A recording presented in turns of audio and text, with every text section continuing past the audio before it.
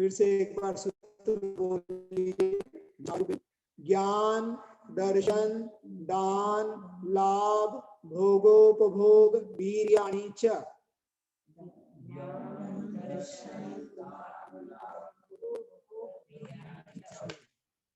अब यह सूत्र नंबर 4 है। पहला हम द्विनवाष्टा में जान चुके हैं, 2, 9, 18, 21 इस प्रकार से भेद है। तो हम उपशम के 2 भेद जान चुके हैं। अब उपशम कौन सा आता है? क्षायिक, है ना। क्षायिक के कितने भेद हैं? 9 भेद हैं। तो 9 भेद इस सूत्र में बताए हैं। ज्ञान 1, दर्शन 2, दान 3, लाभ 4, भोगोपभोग 5, वीर्य नहीं भोग 5, उपभोग 6, वीर्य 7 और च से ऊपर से सम्यक चारित्र्य सूत्र से दोनों को लेकर आना है, सम्यक और चारित्र्य। इस प्रकार ये 9 भेद होते हैं क्षायिक भाव के। आवाज नहीं आ रही है। क्षायिक ज्ञान, क्षायिक दर्शन, क्षायिक दान, क्षायिक लाभ, क्षायिक भोग, क्षायिक उपभोग, क्षायिक वीर्य, क्षायिक सम्यक्त्व और क्षायिक चारित्र्य। इस प्रकार से क्षायिक भाव के 9 भेद हैं। सरल है। कर्मों के क्षय से प्रकट होने वाला भाव क्षायिक भाव है। तो इन कर्मों का जब जब क्षय हो जाता है तो वह भाव प्रकट होता है ना। हमने कल समझा था घाती कर्म। घाती कर्म के 4 भेद हैं, ज्ञानावर्णी, दर्शनावर्णी, मोहनी और अंतराय। ज्ञानावर्णी, दर्शनावर्णी, मोहनीय,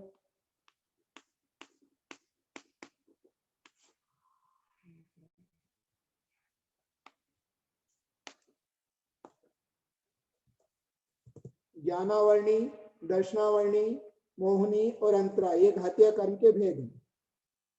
और इनमें प्रत्येक के कर्मों का क्षय होने से क्षयिक लब्धियां प्रकट होती हैं। हम बोलते हैं नव केवल लब्धि संहिताए, अरहत परमेश्वरे, तीर्थंकर परमेश्वरे, नमो नमः। तो यह नव केवल लब्धियां हैं, अर्थात इन कर्मों के क्षय से लब्धियां प्राप्त होती हैं। ज्ञानावर्णी कर्म के संपूर्ण क्षय से क्षायिक ज्ञान अर्थात केवल ज्ञान, दर्शनावर्णी कर्म के क्षय से क्षायिक दर्शन या केवल दर्शन, मोहनी कर्म के क्षय से एक तो चारित्र और एक सम्यक, और वैसे बोला जाए तो मोहनी कर्म से सुख। क्यों? क्योंकि जो चारित्र में राग और द्वेष उत्पन्न करने वाली प्रकृतियां थी, क्रोध, मान, माया, लोभ, हास्य, रति, अरति आदि, वो सब नाश को प्राप्त हो गई है। यह कर्मों का राजा है मोह। और जब तक ये मोह बलि हमारे पास बैठा है, हमारे शुद्ध स्वरूप को, हमारे पूर्ण स्वरूप को प्रकट नहीं होने देता है। और अंतराय कर्म का काम है विघ्न डालना। इसके 5 भेद होते हैं, दान, लाभ, भोग, उपभोग और वीर्य। दानांतराय, लाभांतराय, भोगांतराय, उपभोगांतराय, वीर्यांतराय। वीर्यांतराय अर्थात शक्ति। तो ये जब तक कर्म मौजूद है तब तक हमारी संसारी अवस्था है और खतरा है। तो ज्ञानावर्णी कर्म के क्षय से क्षयिक ज्ञान, दर्शनावर्णी के क्षय से क्षयिक दर्शन, है ना। अंतराय के क्षय से क्षयिक लाभ, क्षयिक भोग, क्षयिक उपभोग, क्षयिक वीर्य, क्षयिक दान। ये 5 अंतराय कर्म से बचनी कर्म। तो मोहनी कर्म के 2 भेद थे, सम्यक तो चारित्र। तो वहां पर सम्यक तो चारित्र च से लिया है। मोहनी कर्म के क्षय से क्षयिक सम्यक और क्षयिक चारित्र प्रकट होता है। तो यह 9 कर्मों, 4 घातीय कर्मों के क्षय से जीव को 9 लब्धियां प्रकट होती हैं और वही क्षयिक भाव है। तो क्षयिक भाव में तो कोई कठिनाई नहीं है। 4 घातीय कर्मों के क्षय से जो भाव प्रकट होते हैं या कर्मों के क्षय से जीव के जो परिणाम होते हैं वह क्षयिक भाव है। है ना, छायिक भाव न होते हैं तो उससे क्या क्या लाभ होता है। तो हमने यही जाना, ज्ञानावरण कर्म के क्षय से छायिक केवल ज्ञान, दर्शनावरण कर्म के क्षय से अत्यंत क्षय से छायिक केवल दर्शन। फिर दानांतराय कर्म से क्या होता है, भगवान तो ऊपर बैठे, वो कुछ दान तो करते ही नहीं है, फिर उनको अंतराय किसी की क्या जरूरत है, वो क्या दान करते हैं, भगवान क्या दान करते हैं, तो एक अभय दान भगवान के द्वारा होता है। संपूर्ण अनुग्रह होना, छायिक ध्यान से दिव्य ध्वनि आदि मिलती है, जो दिव्य ध्वनि हमें प्राप्त हो रही है एक तरह से तीर्थंकर भगवान का हमारे लिए छायिक दान है। संपूर्ण जीवों पर अनुग्रह होना, तो भगवान कुछ देते हैं या नहीं देते। कोई कोई बोलता है भगवान कुछ नहीं देते, पर ऐसा नहीं है, भगवान ने जो देने योग्य था वो सब कुछ दे चुके हैं। अब हमें हमारी पात्रता जागृत करनी है कि वो हम किस प्रकार उसको ग्रहण करें। तो छायिक दान रूप में दिव्य ध्वनि भगवान ने दे दी है। अपने आप संपूर्ण प्राणी मात्र पर अनुग्रह होता रहता है और आज भी अनुग्रह हो रहा है, क्योंकि छायिक दान की लब्धि भगवान के पास है, वह नष्ट नहीं हुई है। स्वयं को क्या फायदा हुआ छायिक दान से, दानांतराय के क्षय से स्वयं को क्या फायदा हुआ, तो स्वयं के लिए अभय दान प्राप्त हो चुका है। अब उनका कभी मरण होने वाला नहीं है, जन्म मृत्यु वह जीत चुके हैं, स्वयं में निश्चय से आत्म स्वरूप को उन्होंने प्राप्त कर लिया है, अभय दान।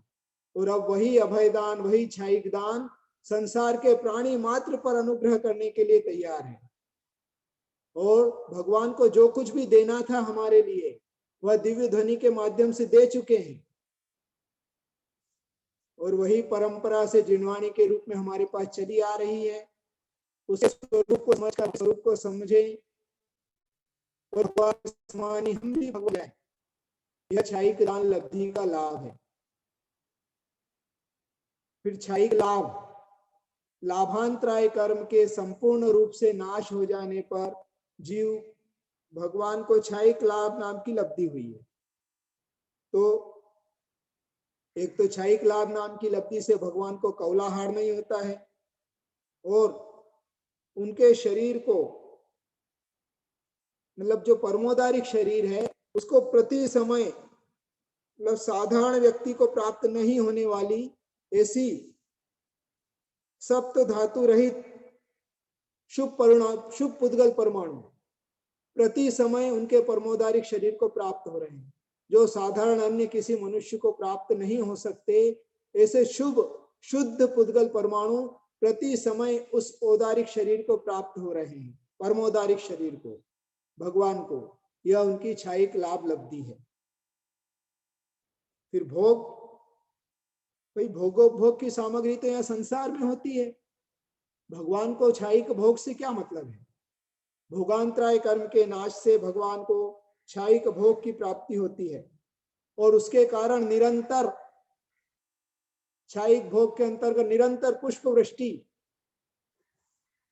भगवान तो एक्चुअल में निश्चय से देखा जाए तो अपने अनंत सुख का उपभोग प्रति समय कर रहे हैं, उनको संसारी सुख के भोग उपभोग से कोई लेना देना नहीं है, पर वह छायिक भोग नाम की लब्धि जो भोगांतराय कर्म के नाश से प्राप्त हुई है, उस भोगांतराय कर्म के नाश के होने के कारण, छायिक लब्धि के कारण प्रति समय उनके ऊपर पुष्प वृष्टि हो रही है। क्या हो रही है, पुष्प वृष्टि। जो पुष्प वृष्टि रूप प्रातिहारी जो उनको प्राप्त हुआ है, निरंतर बिना अवरोध के प्रति समय जैसे शुद्ध पुद्गल परमाणु शरीर में आ रहे हैं, उसी प्रकार हर समय पुष्प वृष्टि चालू है। यह पुष्प वृष्टि का लाभ जिनेंद्र हो रहा है। और नवीन नवीन पुष्प, नवीन नवीन सुगंधी, नवीन नवीन हर समय प्राप्त हो रहा है, यह छायिक भोग। फिर उपभोग, जो एक बार भोग कर छोड़ दिया जाए, जो बार बार भोगा जाए, और एक वह उपभोग, और जो एक बार भोग कर छोड़ दिया जाए वह भोग है ना। तो उपभोग का क्या लाभ है, भगवान क्या बार बार भोग करते हैं क्या, भगवान तो सब कुछ छोड़ चुके हैं। फिर उपभोगांतराय कर्म से उनको क्या प्राप्त हुआ है? तो उपभोगांतराय कर्म से, उपभोगांतराय कर्म के क्षयोपशम से उनको अष्ट प्रातिहार्य में आप दिव्य ध्वनि और पुष्प वृष्टि को छोड़ दें।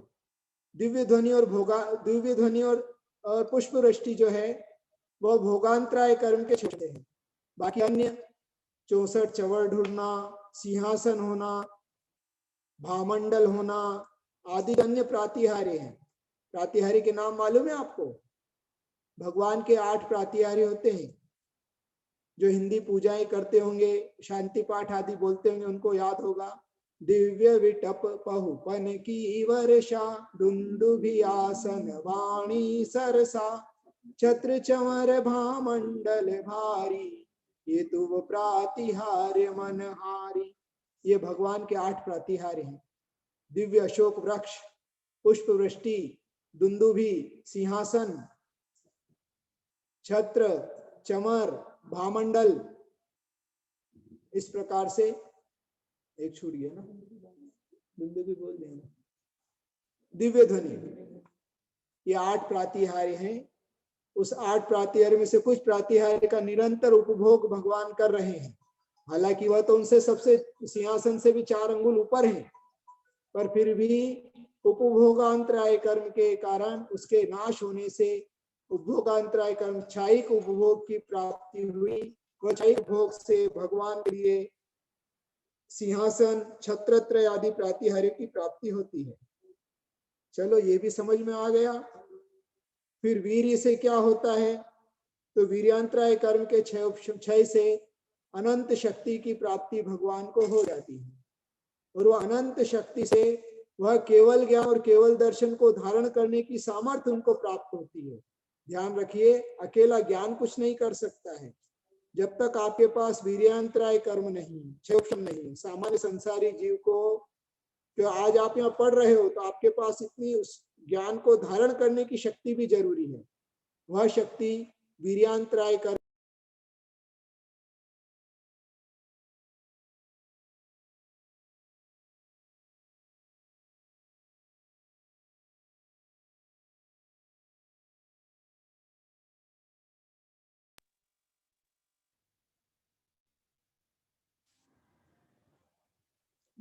क्षयिक वीर्य से केवल ज्ञान और केवल दर्शन को धारण करने की शक्ति प्राप्त होती है। इस प्रकार से क्षयिक दान, क्षयिक लाभ, क्षयिक भोग, क्षयिक उपभोग, क्षयिक वीर्य, ये अंतराय कर्म के नाश होने से 5 प्रकार की लब्धियां प्रकट हुई। अच्छा, मोहनी कर्म, तो मोहनी कर्म के नाश से क्षयिक सम्यक्त्व और क्षयिक चारित्र की प्राप्ति होती है। अर्थात निर्मल तत्वात श्रद्धा न उनका ऐसा हो गया, वह क्षयिक सम्यक्त्व है, परम अवगाढ़ सम्यक्त्व। और चारित्र, वीतराग चारित्र, संपूर्ण चारित्र मोहनी कर्म के नाश से उनको चारित्र की प्राप्ति होती है, क्षयिक चारित्र की प्राप्ति होती है। ये भगवान की 9 लब्धियां हैं। आप ध्यान में बैठकर इन 9 लब्धियों का भी चिंतन कर सकते हैं, और उस चिंतन के माध्यम से असंख्यात गुणी कर्मों की निर्जरा करके शुभ आशय कर सकते हैं। पुनः रिपीट, कर्म के क्षय से होने वाला भाव क्षयिक भाव है। क्षयिक भाव में 4 घातीय कर्मों के नाश से 9 लब्धियां प्रकट होती हैं। ज्ञानावरणी कर्म के नाश से केवल ज्ञान, दर्शनावरणी कर्म के नाश से केवल दर्शन, अंतराय कर्म के नाश से दान, लाभ, भोग, उपभोग और वीर्य, ये 5 लब्धियां प्राप्त होते हैं। और मोहनी कर्म के नाश से क्षयिक सम्यक और क्षयिक चारित्र प्राप्त होता है। इस प्रकार से ये 9 केवल लब्धियां अर्थात 9 क्षयिक लब्धियां कहलाती हैं, और यही क्षयिक भाव है। आगे चलते हैं। अभी इस विषय संबंधी कोई आपका प्रश्न हो तो आप पूछ सकते हैं।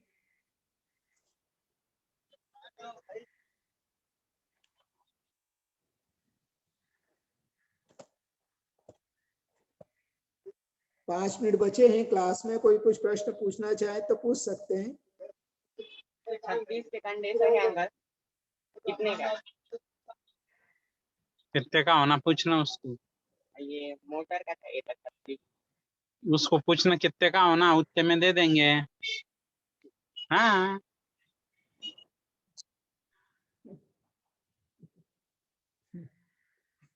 कोई बात नहीं, किसी का कोई प्रश्न नहीं, अच्छी बात है। तो नमस्ते गुरुदेव। इस प्रकार हमने आज, हाँ बोलिए। नमस्ते। ये बोलिए। आवाज कटने से ये समझ में नहीं आया मेरा पूरा मेरे को। ये 25 जो कर्म प्रकृतियां बताई, चारित्र मोहिनी की, 3 दर्शन मोहिनी की, 16 कषाय 9 कषाय, तो ये 25 कषाय में से अनंतानुबंधी की 4 कम करने पर जो 21 प्रकृतियां होती है उनका क्या किया जाएगा? उनका उपशम 21 करने पर औपशमिक चारित्र प्रकट होता है। अच्छा, 21 प्रकृतियों का उपशम करने पर। एक बार फिर वह से जब उपशम श्रेणी, मुनिराज जब उपशम श्रेणी चढ़ते हैं 8वें गुण स्थान से, तब वह चारित्र मोहिनी कर्म का उपशम करते हुए आगे बढ़ते हैं, तब 21 प्रकृतियों का उपशम करते हैं।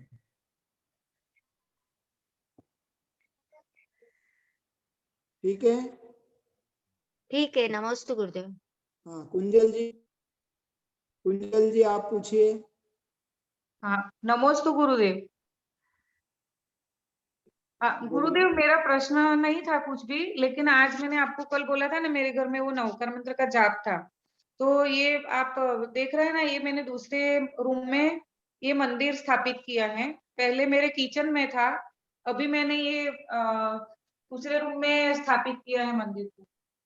आज सुबह में नवकार मंत्र का जाप हुआ था, गुप्ती नंदी गुरुदेव सभी आए थे, आपका भी वेट किया था अगर आप, लेकिन शायद आप ज्वाइन नहीं हुए थे।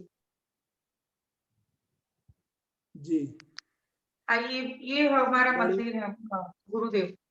बढ़िया, सुंदर मंदिर बनाया आपने।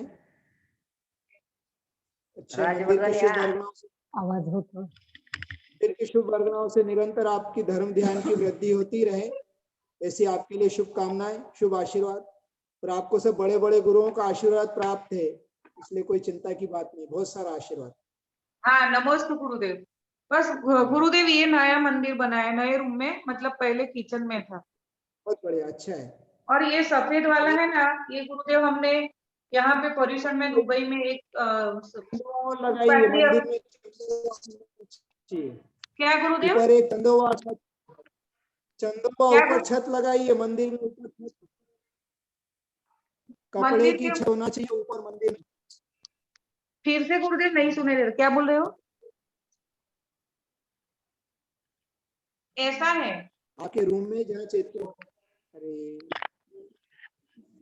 आप सुन रहे हैं आप हमारी बात? नहीं, आवाज नहीं आती गुरुदेव, क्या बोल रहे हैं? आपका स्वयं का म्यूट कीजिए, तब आप आवाज आएगी। मुनीश जी कह रहे हैं आपने जहाँ मूर्ति रखी, आपका जो प्रतिमा जी या मंदिर है, वहां ऊपर चंदोवा लगाइए, ऐसा बोल रहे हैं। ऐसा ही ना मुनीश जी? ये बिल्कुल सही है, चंदोवा होना चाहिए। हाँ जी गुरुदेव, समझ में आया। हाँ हाँ, करूंगी मैं ऐसी व्यवस्था। चलिए, वाणी के ज्ञान से हाँ, नमो। तक धरो सदा दे थोड़ो। 9 बार नमकार मंत्र का जाप आज के अर्घ चढ़ाने के लिए। वैशाली दीदी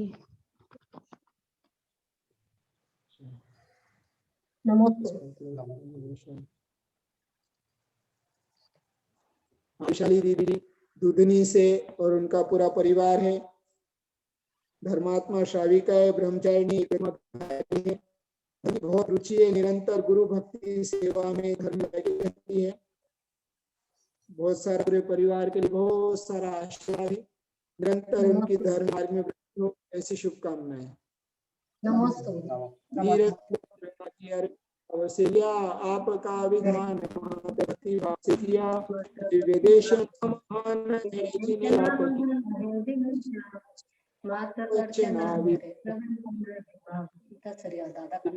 सरस्वती प्रथमानि कर्णानि चरणानि द्रव्यानि नमः जलादि अर्घ्यं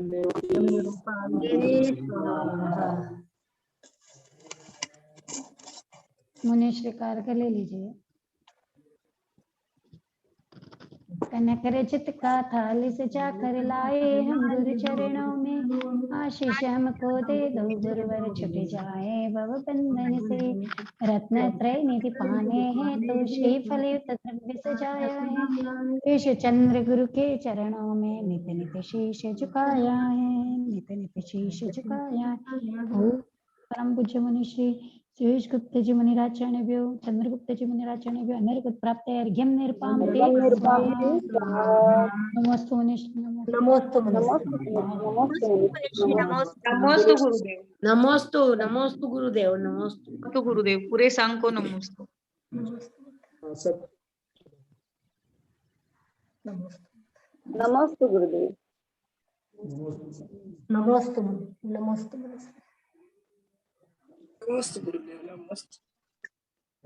आप बंद नहीं करोगे। नमोस्तु मुनिषि, नमोस्तु मुनिषि। करवा।